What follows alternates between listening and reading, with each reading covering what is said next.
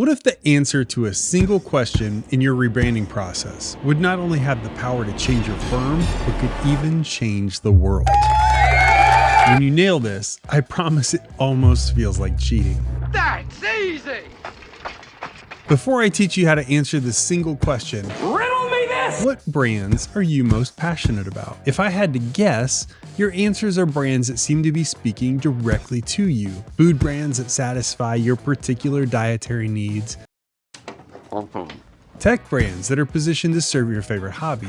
But we do have one more thing. Or clothing brands that embody your values. For me, even as I was writing this, Whole Foods, Peak Design, and Patagonia all came to mind. Buy less, demand more. And I don't even own any Patagonia. What do all these brands have in common? They position themselves around distinct niches and know exactly who they're marketing to. Yes, I said niche. Here I come. I don't mind if you say it the other way, We are the knights who say... especially if you're British. Niche. But my rule is, if you say it that way, you should either have a pinky finger out, If you want to be fancy, hold your pinky up like this. or be prepared for someone to say. So the single powerful question that you have to answer is, what's your niche? If you want to harness this power, it's all about asking your firm to define and commit to a marketing niche. Get this right, and you're well on your way to building a more successful firm and maybe even changing the world. Sounds like a big claim. I'm kind of a big deal. But I'll tell you more about that in a minute. First, I know choosing a niche may sound so simple, but there are 3 reasons 3 is a magic number. so many firms struggle to choose a niche. If you can get past these 3 fears, you're well on your way to brand positioning success. First, let's say all of this niching business requires that you are actually having success working with a particular market, client type, or focus. But what I do have are a very particular set of skills. So before you can commit to going all in on something, let's agree you should have some legit experience and success in that space. So with that in mind, let's get back to these fears. Fear number 1 is the fear of being pigeonholed.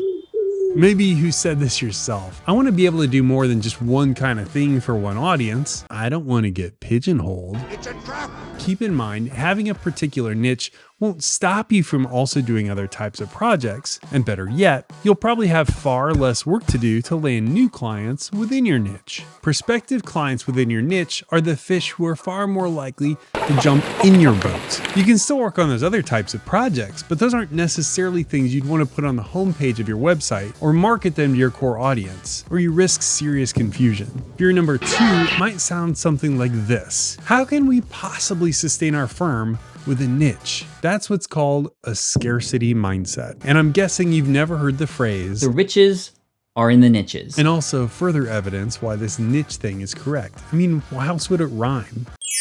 Here's an example I love sharing, and if you're a fan of my book, maybe you'll remember this story. Let's pretend you're at a cocktail party or networking event, and you see someone who asks you what your firm does. Well, like most business owners, you're so excited about your company's capabilities that you say, we do this, and we do this, and we do that, and even this other thing.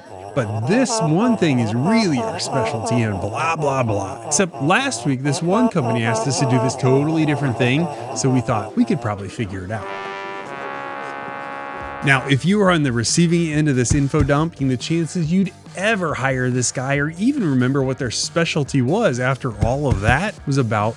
The problem was he hit you with the broadside of his capabilities iceberg. Iceberg, right ahead! It's deep, blunt, cold, and too much for anyone to take. You've had this pair of extra gloves this whole time? My friend Blair Enns, founder of Win Without Pitching, calls this the wedge. If you lead with the blunt side of the wedge, it's too broad of an angle to ever pierce your audience's armor. Instead, let's flip that wedge around. Instead, you say something like, we help take the stress out of day-to-day bookkeeping for small business owners. So much more clear, don't you think? Now, this example isn't just for networking events. It's for the messaging on your homepage. It's the language in your proposals, and it's what your competition is likely saying about you behind closed doors. She's so annoying. And it may be obvious, but you don't have to niche in just one category, or you can choose a vertical and a horizontal niche. Horizontal niches are where your niche crosses industries or segments, such as you could niche by demographics or psychographics. Maybe you're a business coach and you're targeting woman-owned businesses or female CEOs. Or like Patagonia, you could niche by values or goals such as consumers who wish to optimize with conservation in mind. Or more traditionally, you could niche by verticals, which are markets or industries. Perhaps you're a civil engineering firm specializing in working with the federal and local governments. And of course, you could niche by specialization, meaning a specific technical focus like tunnel design. Or if you're super fancy,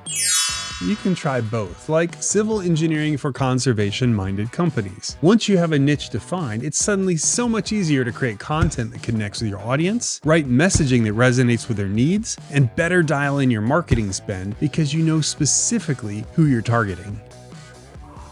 The more you're speaking directly to your audience, the more impact you will have on them. And the more impact you have, that's your opportunity to change the world. It does sort of feel like cheating, doesn't it? Now there's one final fear holding back firms from choosing a niche, but before I debunk that one, if you're watching a video about marketing and rebranding, you're either thinking about hiring someone like me to help you, or you're considering doing the work in-house. I'm gonna let you in on a secret. I'm launching an exclusive Branding 101 course to teach you everything I know about rebranding in the AEC industry. If you'd like to see if you're a fit, hit the link down below in the comments and schedule a free discovery call. It's not a fit for everyone, so find a time and we'll see if you qualify. Notice how I'm only talking to my niche there?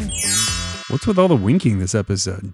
Let's get on to our final fear, which sounds like a we're too big for a niche or we do too many things to fit into just one niche. Like we said before, choosing a niche doesn't stop you from serving areas outside of your niche. It just gives the market as a whole a way to remember you. Most importantly, if you try to be everything to everyone, you're not going to be memorable to anyone in particular. And if you looked at the four options, demographics, values, industry, and specialization, and all those still seem too limiting, there is a possibility that you're just a massive behemoth of a company, in which case you could fall back on the we're just really huge as your differentiator. It's effectively where phrases a quarter century ago came from, such as nobody ever got fired for buying IBM. If you're in the AEC industry and truly do all things, I'm looking at you, AECom, Stantec, and Jacobs, you're all in my approved list to just say we're the biggest and let that be your niche, because it's a fairly small list of firms who can say this with a straight face. And yet, I'd argue they haven't. I'd submit most of the big firms lean into a thoughtful, values-based niche, and unfortunately, if they all do it, none of them will truly stand out. So you can see, even for the biggest firms in the world, this niche thing remains a challenge. But if you do succeed in answering that question, what's your niche? It's a nearly unfair advantage in marketing your professional services firm. But you're not done yet, because your next step is to watch this video to make sure you don't make this super common mistake that even the largest firms make when rebranding. I'll see you over there.